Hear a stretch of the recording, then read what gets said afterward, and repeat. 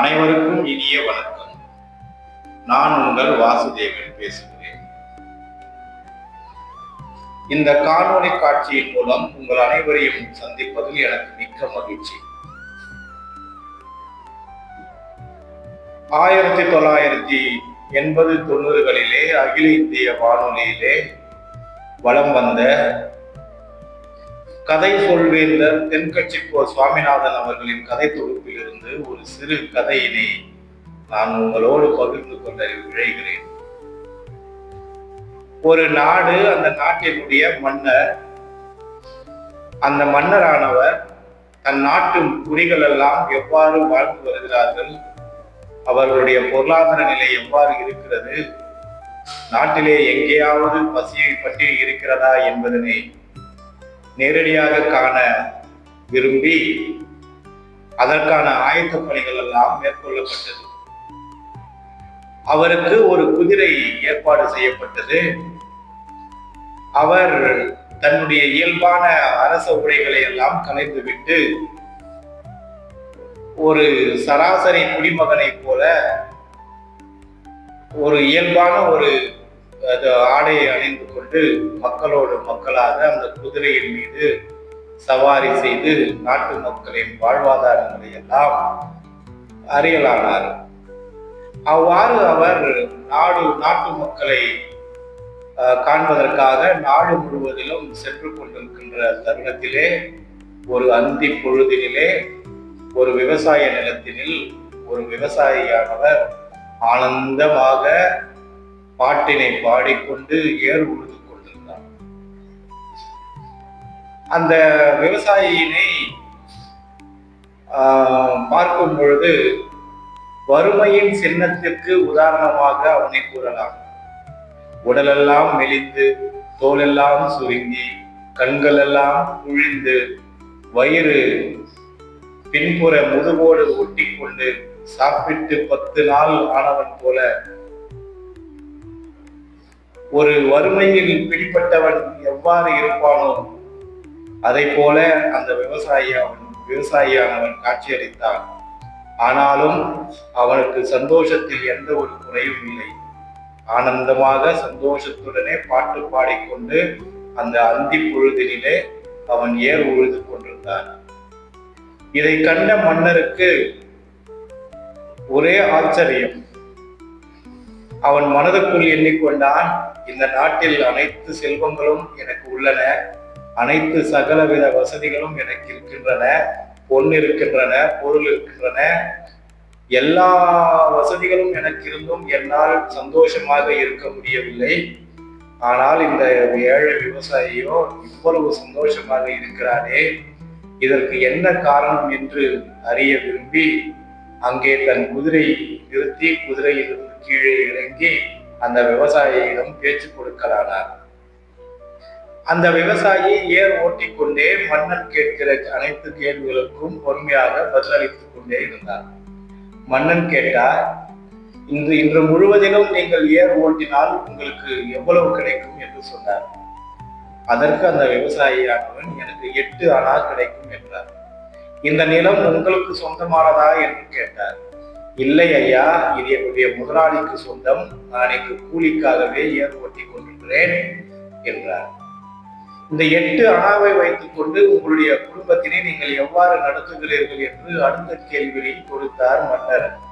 அதற்கு அவர், அந்த விவசாயி சிரித்தபடியே, ஐயா, நான் சம்பாதிக்கிற இந்த 8 அணாவிலே 2 அணாவினை கடன் கொடுக்கிறேன், 2 அணாவினை தான தர்மம் செய்கிறேன், அடுத்த 2 அணாவினை என்னுடைய தேவைக்காக நான் பயன்படுத்துகிறேன், அடுத்த 2 அணாவினை நான் முதலீடு செய்கிறேன் என்று சொன்னார்.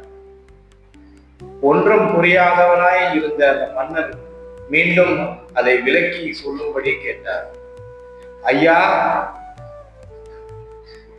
என்னோடு என்னை பெற்ற பெற்றோர்கள் இருக்கிறார்கள். அவர்கள் என்னை சிறு பிராயத்திலிருந்து கண்ணும் கருத்துமாக வளர்த்து என்னுடைய தேவைகளை எல்லாம் பூர்த்தி செய்து எனக்காக அத்துணை பணத்தையும் அவர்கள் செலவு செய்து என்னை வளர்த்திருக்கிறார்கள். இன்று அவர்கள் வயது மூப்பின் காரணமாக எங்கும் வேலை செய்து சம்பாதிக்க முடியாத நிலையில் என்னிடத்தில் இருக்கிறார்கள். நான் தான் அவர்களுக்கு ஆதரவு கொடுத்து கொண்டிருக்கிறேன். அவர்களுடைய சாப்பாட்டிற்கும் அவர்களுடைய தேவைகளுக்கும் நான் சம்பாதிக்கின்ற 8 அணாவிலே முதல் 2 அணாவினை செலவழிக்கிறேன். இது நான் பட்ட கடனை தீர்ப்பதற்காக செய்கின்ற செலவானது. அவன் மேலும் கூறுகையில், ஐயா, எனக்கு ஒரு தங்கை இருக்கிறாள். அந்த தங்கையினை திருமணம் முடித்த இடத்திலே அவளுடைய கணவனானவர் இறந்து விட்டார். அவள் சிறு பிள்ளையை எடுத்துக்கொண்டு என் வீட்டிற்கு வந்து விட்டால் அவளை பாதுகாக்கவும் அவளுடைய குழந்தையை பராமரிக்கவும் அவளுக்கு நான் சம்பாதிக்கின்ற 8 அணாவிலே 2 அணாவினை செலவழிக்கிறேன். இது எனக்கு தானம் தர்மம் செய்கிறேன் ஐயா. அவளுடைய பிள்ளைக்கும் அவளுக்கும் நான் செய்கின்ற அந்த செலவானது தான தர்மம் செய்வது போல என்று கூறி, மேலும் நான் சம்பாதிக்கின்ற அந்த 8 அணாவிலே எனக்காகவும் என்னுடைய மனைவியினுடைய செலவிற்காகவும் என்னுடைய குடும்ப செலவிற்காகவும் 2 அணாவினை செலவிடுகிறேன். மேலும் இருக்கின்ற கடைசி 2 அணாவினை எதிர்கால தேவைக்காக முதலீடு செய்கிறேன். எனக்கு 2 பிள்ளைகள் இருக்கிறார்கள். அந்த பிள்ளைகளை பராமரிக்கவும் அவர்களுடைய படிப்பு செலவிற்காகவும் நான் செய்கின்ற அந்த செலவானது எனக்கு ஒரு முதலீடு. நானும் என்னுடைய மனைவியும் வயதான காலத்திலே எனக்கு அவர்கள்தான் என்னை பராமரிக்க வேண்டும். நான் இன்று செய்கின்ற முதலீடானது எங்களுடைய வயது காலத்திலே எங்களுக்கு வட்டியும் முதலமாக திரும்ப அவர்கள் எனக்கு செய்வார்கள். ஆகவே நான் சம்பாதிக்கின்ற 8 அணாவினை இவ்வாறாக சந்தோஷமாக செலவு செய்து என் காலத்தை நான் கடத்துகிறேன். எனக்கு தேவையான அனைத்தையும் நான் இந்த 8 அணாவிலே செய்து கொள்ளுகிறேன். பின்பு நான் ஏன் சோகமாக இருக்க வேண்டும் என்று கூறியபடியே தன்னுடைய வேலையினை ஆரம்பித்த அந்த விவசாயி, இந்த பொழுது சாய்வதற்குள்ளே இந்த நிலத்தினை நான் பொழுது முடித்தால் மட்டுமே என்னுடைய முதலாளியானவர் எனக்கு அந்த 8 அணா கூலியை கொடுப்பார். ஆகவே நான் இந்த வேலையை நான் செய்து முடிக்க வேண்டும் என்றபடியே அந்த வேலையினை தொடர்ந்தார். அந்த ராஜா, அந்த மன்னர் இவனுடைய அந்த நிலையை கண்டு அந்த நிலத்தினுடைய முதலாளியிடம் பேசி அந்த நிலத்தினை மொத்தமாக பணம் கொடுத்து வாங்கி அதனை இந்த ஏழை விவசாயிக்கே பரிசளித்தாராம். இது ஒரு கதை. இந்த கதையிலிருந்து நாம் என்ன தெரிந்து கொள்ளுகிறோம் என்றால், நாமும் நம் சம்பாதிக்கின்ற பணத்திலே நமக்காக மட்டுமே அதை பயன்படுத்தாமல் நம்மை பெற்றவர்களுக்கும் அந்த பணத்திலே ஒரு சிறு பகுதியினை நாம் செலவழிக்க கடமைப்பட்டவர்களாய் இருக்கிறோம். நாம் சிறு பிராயத்தில் இருக்கும் பொழுது நம்மை பெற்றவர்கள் பசியும் பட்டினுமாக அவர்கள் உண்டாலும் சாப்பிடவில்லை என்றாலும் நம்முடைய வயிறு பசியினை போக்கி இருக்கிறார்கள். நமக்கு அவர்கள் நல்ல கல்வியை கொடுத்திருக்கிறார்கள். நம்மளை பாராட்டி சீராட்டி எறும்பு கடிக்காமலும் ஈ கடிக்காமலும் எந்த நோய் தலைவலி வந்தாலும் அவர்கள் விழித்திருந்து நம்மை இவ்வளவாய் பாராட்டி சீராட்டி நம்மை வளர்த்தெடுத்திருக்கிறார்கள். இவ்வளவு ஆளாய் அவர்கள் நம்மை செய்திருக்கிறார்கள். அவர்கள் அங்கு செய்த அந்த தியாகத்தினை கருத்தில் கொண்டு அவர்களுடைய முதுமை காலத்தில் அவர்களை பராமரிப்பது நம்முடைய கடமையாக இருப்பதினால் அவர்களுக்கு நாம் சம்பாதிக்கின்ற பணத்திலே சிறிது பணத்தினை எடுத்து வைத்து அவர்களுக்கு செலவு செய்ய வேண்டும். இது நம்முடைய கடமை, நம்மளுடைய கடன். அதே போல நம்மோடு உடன் பிறந்தவர்களும்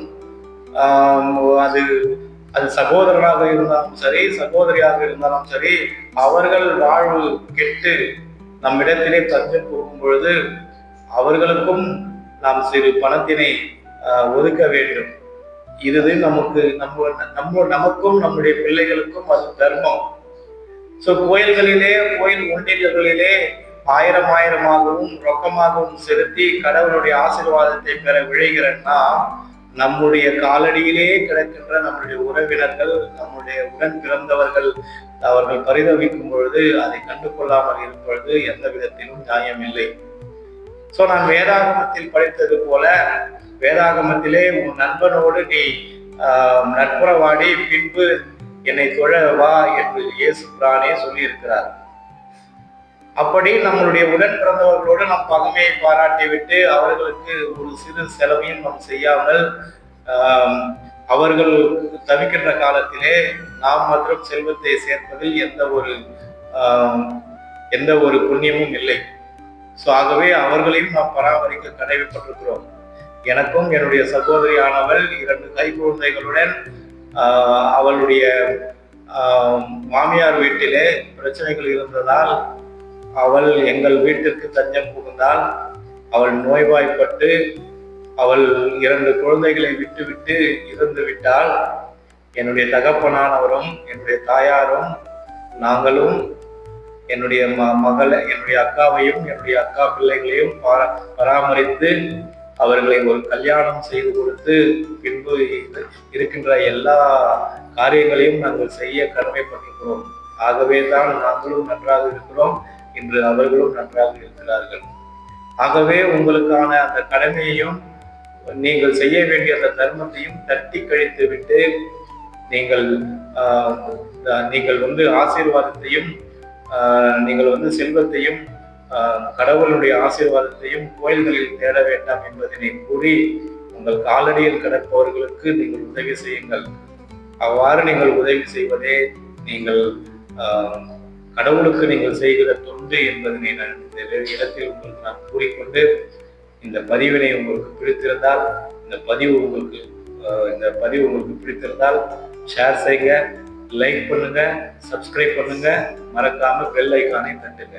இந்த பதிவு உங்களுக்கு பிடித்திருந்தால் உங்களுடைய நண்பர்களுக்கும் உங்களுடைய சொந்தக்காரர்களுக்கும் அதை அனுப்பி பயன்பெற செய்யுங்கள். நன்றி, வணக்கம்.